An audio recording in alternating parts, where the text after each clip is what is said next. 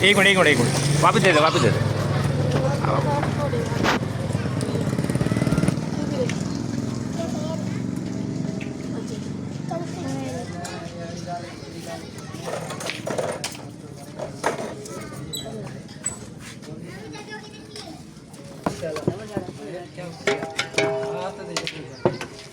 पैसा करो दिखा रहे हो। अस्सलाम वालेकुम, मेरा नाम शबनम है, उर्फ शबू दादा कहते हैं। मुझे बच्चे प्यार से बोलते हैं। जब मैंने ये काम शुरू किया था तो मेरे रिश्तेदार जो उनसे थे उन्होंने बड़ी नाराज़गी दिखाई कि ये काम तेरे काम जैसा नहीं है और तूने ये काम क्यों किया, मगर देने वाला कोई नहीं था। इसलिए इस वजह से ये काम मैंने बोला, अम्मी अबू वालों को भी बोला, भाई ये काम इसलिए अच्छा है कि अपने दरवाज़े पे अपने बच्चों का ख्याल भी करती हूँ, अपने शौहर का भी ख्याल करती हूँ। वो बीमार रहता है इसलिए मैं आगे कहीं भी नहीं जा सकती। और यहाँ पे मुझे 2008 से ये काम करना पड़ा है कि मेरे घर वाले की जौन सी थी वो दमे की तकलीफ़ थी और काम से बैठ गया था और कमाने वाला कोई भी नहीं था। इसलिए मैंने इस काम को जौन सा ना करना शुरू किया और मेरे शौहर ने इसमें मेरा हाथ बढ़ाया और मैं काम यही करती हूँ। इससे मैंने अपने बच्चों की तालीम भी दिलाई है और ये काम मेरे शौहर को जब बीमारी थी तो उसमें से मैंने इसी काम से मैंने अपना मुस्तकबिल बनाया और उसको जौन सा है कि दवाइयाँ वगैरह जो भी खर्चा पड़ता था मैं इसी काम से जौन सी ना काम करती थी।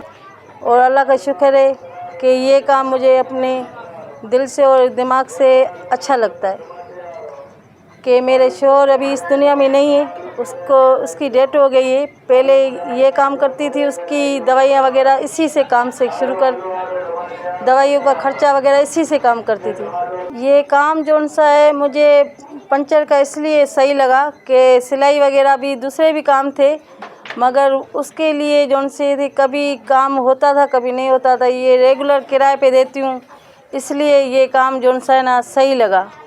सिलाइयों से और इनों से काम इसलिए ये सही है बिल्कुल। ये इसमें कि रोज़ का ख़र्चा मुझे मिलता है, मेरे बच्चों की तालीम का ख़र्चा, मेरे शौहर की दवाइयों का ख़र्चा होता था और इससे 700-800 रुपये रोज़ाना मुझे मिल जाते हैं और सिलाई में से इतनी नहीं आमदनी नहीं हो रही थी मेरी। मेरे 2 बच्चे हैं और एक मेरा बच्चा फर्स्ट ईयर में तालीम हासिल कर ली है उसने, मगर अभी वो तालीम नहीं कर रहा है क्योंकि हमारे हालात सही नहीं चल रहे। और जब से मेरे शौहर की डेथ हो गई है तो उसकी वजह से तालीम थोड़ी सी रुक गई है। और ये घर जौन सा है ये है दरिया के बंद पे, जो उस पर 3 फुट कभी 4 फुट पानी आ जाता है। मुझे भी इधर से निकलना पड़ता है, कहीं किराए पे जगह लेनी पड़ती है। ये जौन सा बंद का एरिया है जहाँ पे दरिया भर जाता है, कोटड़ी का दरिया, तभी इसमें ज़्यादा पानी आ जाता है। इस वजह से जौन से ना ये घर भी मेरा कच्चा है, वो कभी पानी आ जाता है निकल जाती हूँ यहाँ से, फिर किराए पे रहती हूँ। और मेरे बच्चों की जौन सी अभी तालीम रुकी हुई है। सुबह को उठ के मैं खुद नमाज़ पढ़ती हूँ, बच्चों को भी उठा के नमाज़ पढ़वाती हूँ और उन्हों को खाना पका के देती हूँ और उसके बाद बच्चों को स्कूल भी भेजती हूँ। और उसके बाद सुबह को उठ के घर पे जौन सा सामान वगैरह सही करके झाड़ू वगैरह दे के फिर बाहर जाती हूँ।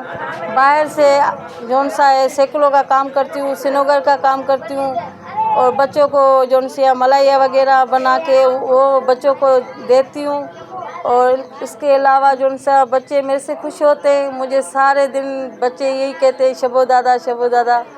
मोहल्ले वाले भी जौन से मेरी अभी बहुत इज़्ज़त करते हैं कि ये मेहनत का काम है और एक औरत हो के ये अच्छा काम कर रही है। जब मैंने ये काम शुरू किया था तो मेरे रिश्तेदार जौन से थे उन्होंने बड़ी नाराज़गी दिखाई कि ये काम तेरे काम जैसा नहीं है और तूने ये काम क्यों किया, मगर देने वाला कोई नहीं था, इसलिए इस वजह से ये काम मैंने बोला, अम्मी अबू वालों को भी बोला भाई ये काम इसलिए अच्छा है कि अपने दरवाज़े पे अपने बच्चों का ख्याल भी करती हूँ, अपने शौहर का भी ख्याल करती हूँ, वो बीमार रहता है इसलिए मैं आगे कहीं भी नहीं जा सकती, कि इसलिए अपने बच्चों का ख्याल करने की वजह से।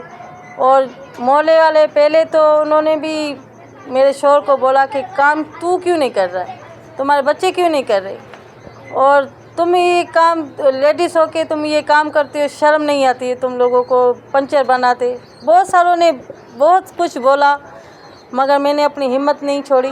इस हिम्मत से मैंने अपने बच्चों को तालीम दिलाई है और आगे भी मुझे अल्लाह इसका अजर देगा कि मैं आगे तक भी अपने बच्चों का पेट पालूँ इस काम से।